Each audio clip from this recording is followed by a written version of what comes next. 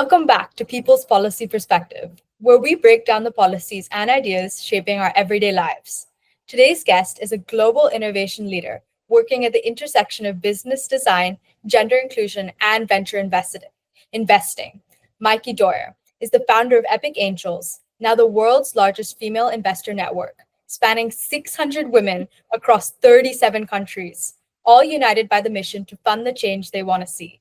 She began her career in mathematics and mergers and acquisitions before leading a global design firm as CFO and founding offices in San Francisco and New York.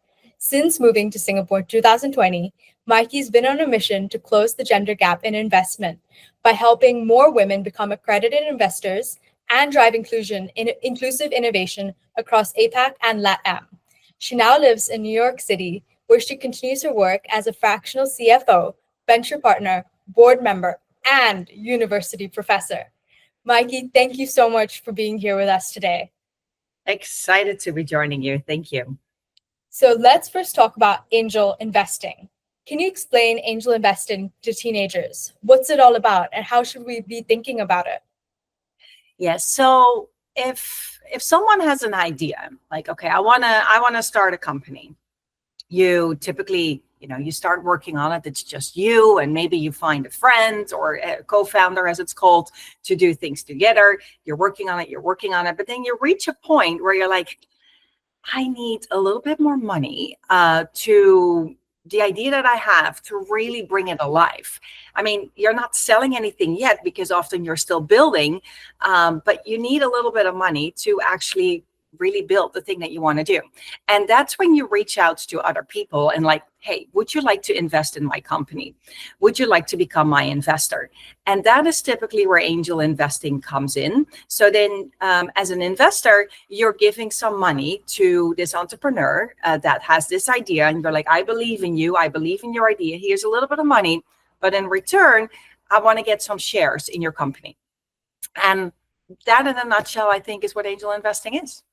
Oh, yeah. So not super complicated. But how would you measure whether a new business model you've designed is actually successful, not just financially, but strategically? In other words, how do you pick where to invest? I mean, this is an interesting thing. If you invest in startups, you know that 8 out of 10 startups will die. No matter how well you try to pick winners, it is impossible. So, I mean, that's the first thing that I teach everyone. Don't try to pick the winners because, again, it's impossible. If I would know the secrets on how to pick winners, I don't know where I would be right now, probably not even in this podcast, right? So, I mean, and I don't think anyone in the world has figured that out. Of course, there are a couple of things that you can look into. The business model is an important one, but I think before that, more importantly, is the team. We always say, we invest in founders who refuse to die, who choose agility over ego, because that's another important thing. Because the founders in the end are the ones that need to make it happen. Because as a startup, you are running into a wall every single week. Every single week, something happens. You're like, oh no, right? This was a nightmare. And then you need to have the grit and the determination to really find a way. Like, okay, here's this wall.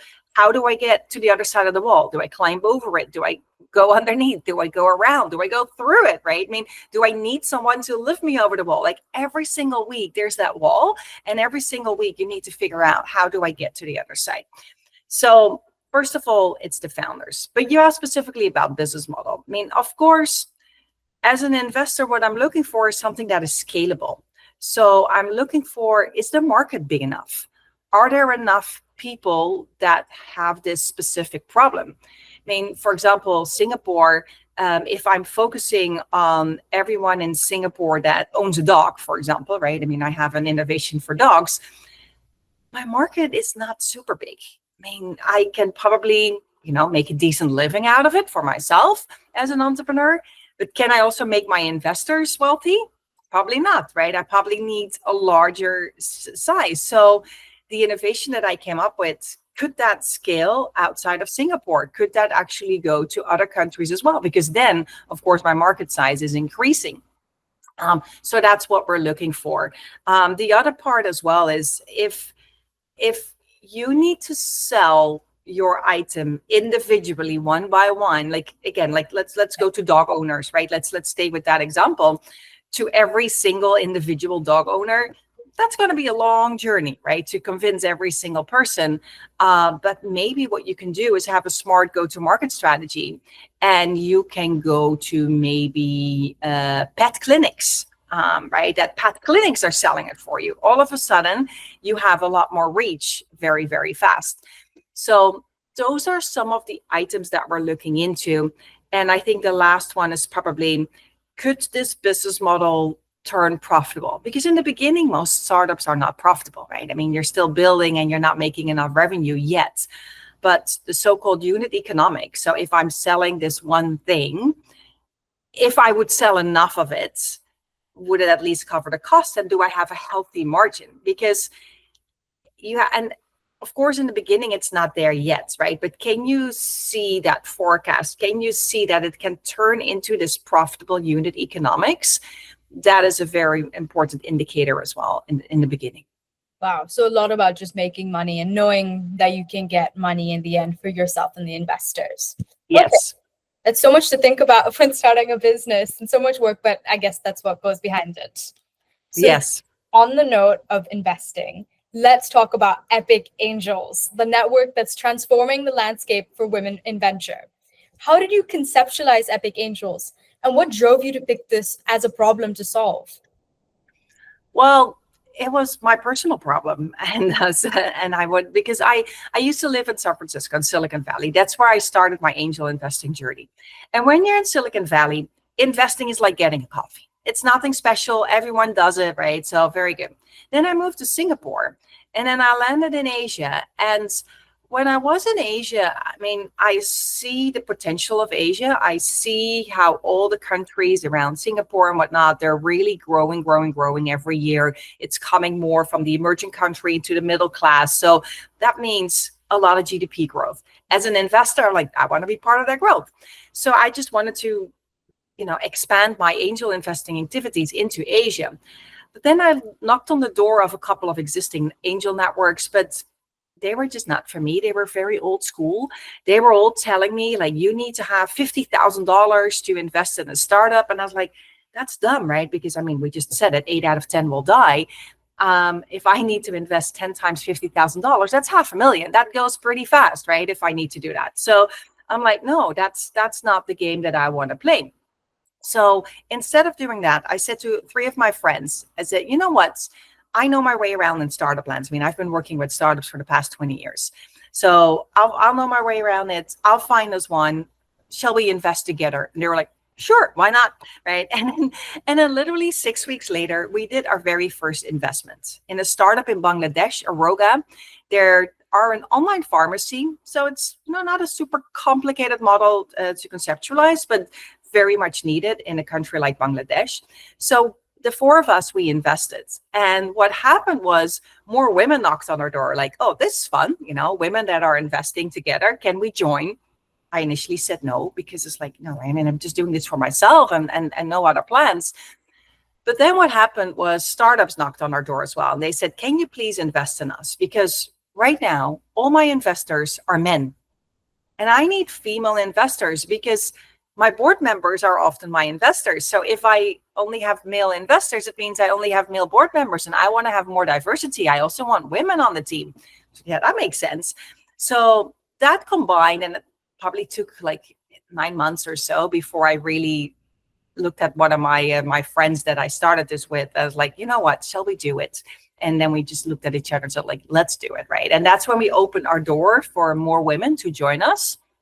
And fast forward to today, so 3.5 years after that, we're now over 600 women all around the world. So that's pretty exciting. That is very exciting. So yes, over 600 women. It's one of the top 4 angel investor in new networks in Asia. What helped you get it there? Because I know, and then and what does this milestone mean to you? Because you said it just happened, but was there a specific thing that you pushed for that made it all come together and happen? Or was there more to the journey? I mean, what I really believe in is that we should democratize angel investing. I mean, you're still young, but when I was your age, if I wanted to buy a share of Amazon, for example, I had to go to a bank. It was very complicated. I had to go to a bank, to a person. I need to have a lot of money in my bank account. And then I had to buy a full share, right? Like, I don't know what the price is today of Amazon, right? But like a full share. And if I would want to sell it, it would be, again, a very complicated process and only accessible for a few people around the world. Today, I mean, I hope you are doing the stock market investing as well. You and I can both take out our phone right now for $5, buy a piece of Amazon, right? Buy a fractional share. Super easy. We all have the tools available. My prediction is this is also what's going to happen in startup investing. So this is a trend that I predict that is going to happen, and I see super clear signs, which means angel investing is being democratized, to call it in the popular way. So that's also what I'm trying to do with Epic Angels. How can I make this more accessible? And then in my case, specifically for women, because all these investors are men. And I mean, you know it as well. There's a lot of talk about female founders, how female founders are not getting the money that they deserve. But I don't think the problem is female founders. I think the problem is who's writing the check, who is the investor. Right now, that's men. So if we're going to change that, and if we're going to have more women that are being investors, I'm 100% convinced automatically more female founders are going to get funding, right? That's just going to be a natural cause of things. So that's why I do not focus on female founders. We invest both in men and women. I only focus on the investor. That has to be a woman, because women, unfortunately, just never learn how to do it. And we're learning them, right? So what we do is we democratize by learning, and we learn by doing it together, because you can talk about it. Like, what do you think? What do you think? And everyone has a good knowledge. The other part that we do is we make it super accessible. Women can already invest with only $1,000. That's it. Yeah. I mean, that sounds completely different than $50,000. Yeah. Right? So with $1,000, you can easily start to build a portfolio. I mean, if you have 10K left, you can do in 10 investments already. You really start to build your portfolio because, again, we know how risky it is, right? So, and we do a lot of education around that. So that's how it all got together, and I think that's what brought the momentum. I mean, the community is also super strong, and we all love to speak about the different deals, hear each other's perspective, encourage each other to actually invest, and I think that's been part of our success, that we've really built that community. Oh, I love that. That is so sweet. I love that, women investing in both men and women, but still it's just women investing. So that's super empowering. So what Yes. does an ideal future look like for you? For Epic Angels. For Epic Angels. So we only invest in emerging countries. Asia, the Asia Pacific is where we started. Although there are also non-emerging countries, of course, like developed countries as well in Asia, but we invest in the whole Asian region. We just expanded into South America and Latam, as you mentioned. That only started last year. We're right now in the middle of doing our second investment. I mean, I have a special group of 150 women already ready to jump in. So that's super exciting. I'm going to be in Colombia in a few weeks again to speak with them more about that and to officially launch Epic Angels in that region. So I really can see that happening. And I mean, as you mentioned in the introduction, we're now the number 4 in Asia as most active angel network in the region. For me, that was very important because, again, unfortunately, sometimes women, the thoughts that people have is like, yeah, nice, right? Those women are just coming together, drinking a glass of wine, talking about startups, and then they don't invest, they chicken out, right? So, and that's for me is critical. Like, I don't want that to happen. We have to invest, right? That's the only way to build our own credibility. And we do. I mean, we've proven that by becoming the 4th most active angel network in the whole of Asia. So that for me is amazing, how we've been able to showcase that we're doing the right things. So I want to showcase that in South America as well, right? That's the next step. The other part is I want to get us to some exits, as it's called, right? Because putting money in is one thing in a startup, but you also need to find a way to get your money out, right? That's of course the whole game. And we're not doing charity here. We really want to get some financial returns. But it can take at least, 7, 8, 9, 10 years easily before you finally can see a return on your money. I mean, we're now 3.5 years old, 4 years when we started with the small group and 3.5 when we started with the larger group. So we have not yet had a successful exit. So I really hope that that's going to follow shortly, because that will underpin our success and show that we're just amazing investors. Yeah. And number one angel investing firm in Latin America. Exactly. Yes. I can see that going amazing. So if we zoom out a little bit, let's talk about the broader structural issues in investment and innovation. So I understand that less than 20% of investors are female, as you've mentioned like quite a few times, that there are not many female investors, and there less than 2% of venture capital goes to female founders. So there's clearly a gap on both sides, women founding and women funding. So what are some of the policies that are helping or hindering this situation? I think it's really what you see. I mean, and that's the reason why we have this low ticket size, so that women can just start with $1,000. I mean, I'm pretty convinced that you and some of the people that are listening to the podcast are thinking like, I can do $1,000, right? I mean, you don't need to be a multimillionaire to actually do that. So I think that is a big change that you're seeing, the whole democratization again, right, of angel investing. I think the other parts that I see in terms of the future is, as I just mentioned, it takes easily 10 years before you finally get a return on your money. That's a long time. I see trends where you can sell your stake in a startup already earlier. It's called a secondary sales.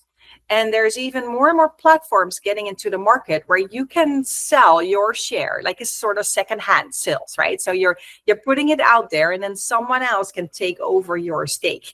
So that is a market that is really increasing, and I can see that's picking up. So that's going to help, not just for women, but just for people in general, right, to access it. I also think that by women talking about it, I mean, when men go out, they talk about deals. They're like, oh, I just spoke to this amazing AI startup, la, la, la, la, you should also invest. Somehow women are not yet doing that, or at least not to that extent. So I feel women, we need to talk more about that, speak with our friends about this. And then it's like, oh, that's cool. I also want to join. Yeah, that is indeed an interesting startup. So I think that needs to happen to get more women really take that ownership. Like you can be that change maker, right? Because I think you also said that in the introduction. If we change who invests, we also change what gets invented. And that for me is super, super important, because men and women, we just invest in different things, and that's okay, right? It's just human nature. It's just facts. And we care about different things. And I think if more women step up, put their money in, automatically different type of startups will get funding, which means different type of startup will get a shot to actually make it, right? And get to a big profitable business. So I think that's what we can change. So on the note of helping women build confidence in business, because they're not talking about it that much, that doesn't necessarily mean confidence, but just generally confidence in business. In your experience, the challenge mostly external barriers or the internal narratives that women carry about themselves? Yeah, 100% the latter. I mean, I'm fortunate enough that I've never seen or felt any barrier. And I know that's mindset, right? I mean, I live in the US at the moment. I'm in New York. The amount of conversations that I see happening here, specifically if a lot of women come together, is about, it's tough and, we need to fight through and all of that. I don't think so. I don't think it's tough, right? I mean, I studied math. I mean, when I was in university, there were 4 women in my whole year, right? All the rest was men. So, I mean, and then I started to work for companies like PricewaterhouseCoopers, where again, women are a far, far minority. I've never felt different. I've never felt different from a guy or anything. And maybe because I was ignorant for that, because it was my normal, because again, like in university was already the case. In my work, it's always been the case that I never even considered it, that I was different in a way. So I think we need, sometimes I'm almost like, we need to stop talking about this women stuff, because the more we talk about it, the more women feel like, oh yeah, it's bad, right? Like, no, it's not bad. And I think we really need to ignore all that and just do what you feel is right, and trust your gut. I mean, it's an interesting example in the investing world. So there's been a survey where women have been asked, who's the better investor, men or women? 91% of the women says that the men is a better investor. 91%. Yeah. Guess what? There's also studies that show who have better results. And better is just hard KPIs, financial results, right? That's what we're talking when we say better. All studies all across the world always show women are the better investor. Always, right? Yeah. And 91% of the women say men are a better investor. No, it's not, right? So we have all the proof that, I mean, and I'm specifically focused here on investing, right? That women are better investors. So that's why I really believe the problem is internal, because if we are the better investor, then just do it, right? Trust your gut feeling. I think women have a really great sixth sense. And specifically, that's something that's really needed. As I said, like in startup investing, the founders is very important. And a lot of facts are just not there because it's so early days. You don't have enough proof yet that this is going to be successful. So you need to trust your instincts and you need to trust your gut. And women in general are just better at that. Right. So I think that's one of the reasons why we're better investors. Wow, those statistics really show that it's internal. Yeah. Ignorance is bliss. Just going through the world. Yeah. Yeah. Just go for it, right? No self-doubt. And again, that's why we're doing it with small baby steps. That's why we're not putting 100K immediately in, right? Just start with $1,000, start to feel comfortable, start to feel uncomfortable, right? I mean, learn to deal with how it goes. See your first startup going down, because that happens, right? I mean, 8 out of 10 will go down. So, see how that goes, and then really trust yourself, hold on to it, right? And grow as an investor. Take small steps, right? No need to go big in one go. Just take small steps and really build that confidence for yourself. Yeah, no, I think that's amazing. That just getting everyone comfortable in the space and really just like boosting women. I love that. So if you look at the landscape of women entrepreneurs globally, what changes have genuinely given you hope in the last decade? And where do you see the toughest gaps? I haven't seen any changes, unfortunately. That's really my problem. Is there's so many programs focused on female founders. So many initiatives out there, but still the same amount of money goes to women, the same percentage, right? That is. Yeah. So there hasn't been a single change. And again, that's because I feel we focus on the wrong thing. We should stop focusing on female founders. We need to focus on female investors, because I firmly believe that that's going to change the narrative. I mean, let me show you that by the proof, right, that I have of this. Because in the beginning, when we started, we said we invest in anyone. Yeah. Doesn't matter, male, female, we invest in anyone. However, every time we had an all-male team with my all-female investors, it didn't go, right? I mean, the communication was just completely off. So then we changed it, and then we said, in the team, male founder is totally okay, but there has to be at least one woman on the team at C-level, right? So really at the executive level. Since we changed that, it goes really, really well, right? That same thing is happening when men are investing. If it's all women, it just won't go, right? They also need to see, and it's just human nature. I mean, we can try to fight it. We can educate people. It's not going to change. It's just human nature.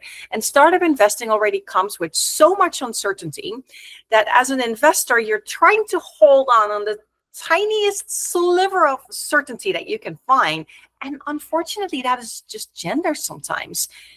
Is that a good thing to hold on to? No, absolutely not. But it's human nature, right? And I'm not sure if we can fight that. So I don't think we should fight that. I think, again, increase the number of female investors.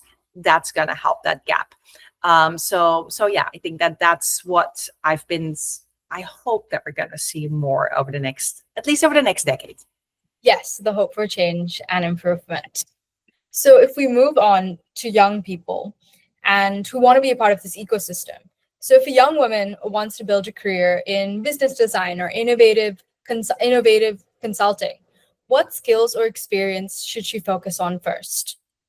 Yeah, so because indeed before Epic Angels, I was running the company Business Model, A Business Models Inc., and we brought to the market the business model canvas. I mean, I hope again everyone listening to this knows the business model canvas, the 9 building blocks that hopefully at every university is being taught at this moment. So my company, we produced that book, and I was running that as a global CFO and expanding that internationally. So I've done. And my job was we helped corporates how to innovate like startups. And of course, at the same time, I was also helping startups to improve their business models and their strategy. Right? So as a young person, right, if you want to be good at that, if you want to know that, I think one of the key skills is, well, 2 things. One is optioneering, and the other one is get out of the building. So optioneering means the single right solution does not exist. Right? Unfortunately, again, in business school, we're always trained to find the single right answer, to find that single right solution. But that one doesn't exist. So we need to step away from that. And we need to always think, okay, what I just came up with, my plan, my idea, that's just one option. What's the other option? And maybe there's a third option as well. There are always different options. And I think it's very important to train your brain to always think in options. I mean, I now do this with everything in life. I always think in options. I mean, we're in New York right now, but then I already start to have conversations with my husband, like, where shall we go next? And he's like, we just got here. I said, yeah, I know, right? But it's thinking in options. I just want to have my options open and consider this and that. I mean, we're not moving at the moment, but I just want to have my options open. So I'm now doing it literally with everything that I do in life. But for business, right? And so it's a mindset, and really always take a step back and like, what's another option? Even if you don't want to necessarily feel for it yet, write it down, work it out, spend 1 hour, right? To really just focus on that other option as well. Then the next one is the get out of the building, right? So optioneering, get out of the building is that second one. Get out of the building means, because everything that you just came up with, that business model, that whole plan, that idea, the concept that you have, that's all built on your assumptions and your knowledge, but you don't know what you don't know, right? There's so many other things out there. So you have to get out of the building and honestly validate your assumptions. Where when people validate their assumptions, too often I see them, look, this is my plan. Do you like my plan? Right? That's not get out of the building. It really goes a little bit deeper in about figuring out, why would someone buy this? What is really their problem? First of all, can I find proof that this is their problem without even talking about your solution yet, right? Really zoom in on the problem. I mean, I always like to say, you have to ask 7 times why. So if you're speaking with someone like, oh, why do you like this? Oh, so if that happens, then why do you want that to happen, right? So really ask why, and you can ask why in different shapes and forms. So to really dig a lot deeper instead of staying superficial and really trying to validate all the assumptions that you have, that's going to be a game changer. Wow, yeah, that's a lot of different things to think about, but I think it's going to be good and a game changer for sure.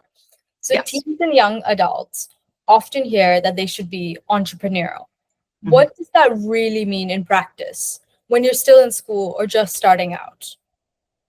And I also think it's thinking in options, right? So it's always like entrepreneurial means, hey, I'm in a job, right? I mean, let's assume you have a side job, and because you're just making some money on the sides. Of course, you can follow orders, right, from your manager, which again you probably should, right? It's just in your first job, and at the same time, stay critical. Always think, how could this be done different? how could this be done better, of course, right? Because different on its own doesn't need to be better, but like, how can this be done better? Understands your manager, like, what is his job to be done, right? Not my job to be done, his job to be done. How can I help him getting his job done better? I think that that's when you show, even in a large corporate, that's how you can really be entrepreneurial, is by really understanding your boss or your clients, right? Again, whatever type of side job that you have. So it's not just execution. Yeah, I think that's a good way of saying it. There's two different things, right? How I typically identify, like, how is a startup different from a corporate? A corporate is all about execution, right? You need to execute flawless, and to be as efficient as you can, and to get to the same results, consistent results over and over again. That's what you do in a corporate. As an entrepreneur in a startup, it's never been done before. So you cannot execute yet, because it hasn't been done yet. So you are searching every time, like, what is the best way to execute it? Well, let me try it this way. That didn't work, but I learned something here. So I take that learning and I'm now implementing that in my next trial. Okay, went a little bit better, still not there. Okay, let's try again, right? So you're always continuously searching, and you're not yet in execution mode. But I still think that even if you're in a corporate job, you can have that search mentality continuously, right? Always be critical, not critical in like, I think I can do it better, right? I think it needs to come from a very super positive way of thinking, not from like, what a bullshit this is, right? I think that's the wrong side of things. But really from a positive perspective, like, how can I enhance the experience for my customers, for my manager, right? For my colleagues around me, not for you, right? But really for the people around you. Really building that emotional intelligence as well. Like, what would make my colleague happy? What would make my client happy? What would make my manager happy? Beyond execution of a task in a really fast manner, and a very positive attitude, by the way. It's a very important thing, because if you show that eagerness, for me, that is entrepreneurial spirit that you can show wherever you are in the world. Okay, so on a totally different section, you having worked across Europe, Asia, and US, what have you learned about how different cultures approach innovation? Do you notice differences on business design and risk taking? 100%. US is the land of the risk, right? People don't care. They really, here it's the all or nothing mentality. And I love this. I'm born in Europe. So, and then you have Asia, right? So if I need to describe the three regions, I feel Europe is retired. Europe is just snoring, they're sleeping. And again, I'm generalizing here, obviously, but in Europe, people have an incredibly good life. There is no poverty. I mean, honestly, everyone that says there's poverty in Europe, I don't agree with them, right? So there's not to the extent that I have seen poverty in Asia or in the US, right? So it barely exists. So everyone has a pretty good life. So people are getting a little risk averse. Like, why would I risk what I have, right? I mean, for maybe that is going to be slightly better, let me not take any risk. So you see that with everything, with the way that they invest, all with the way how they start companies. It's all, very risk averse. You see that in employee policies around try to hire and fire people in Europe. It's a nightmare, right? So it's very, very risk averse. The US is the opposite. Here, it's all or nothing. Everyone believes in the American dream. Everyone wants their neighbor to succeed.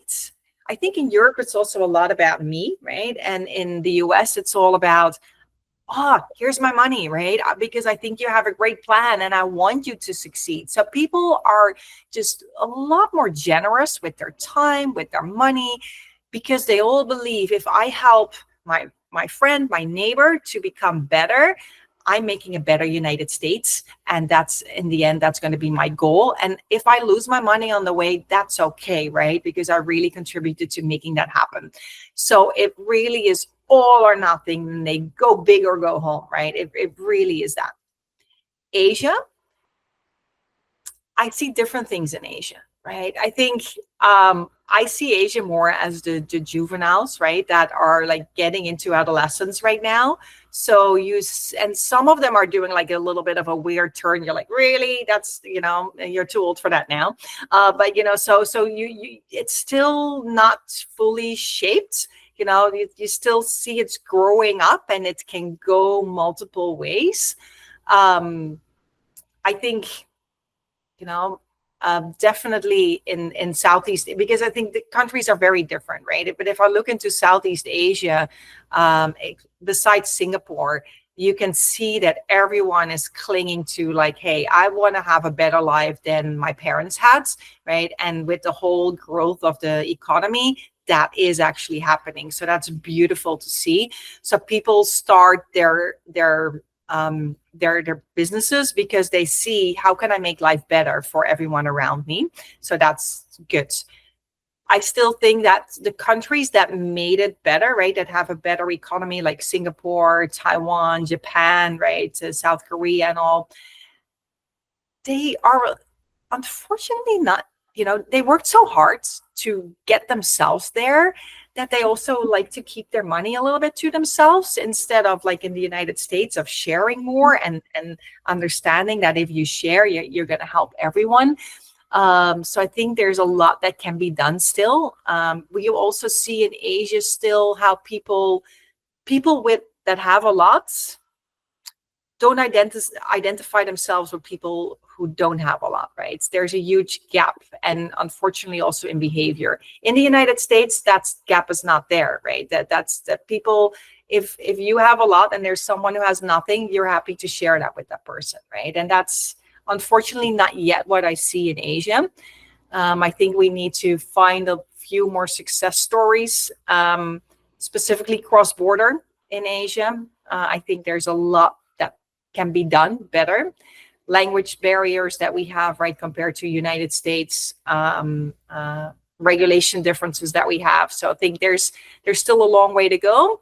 But again, I can see, the juveniles turning into adults, and I have amazing hope. I mean, that's why I invest in the region, because I really feel growth is the only way up.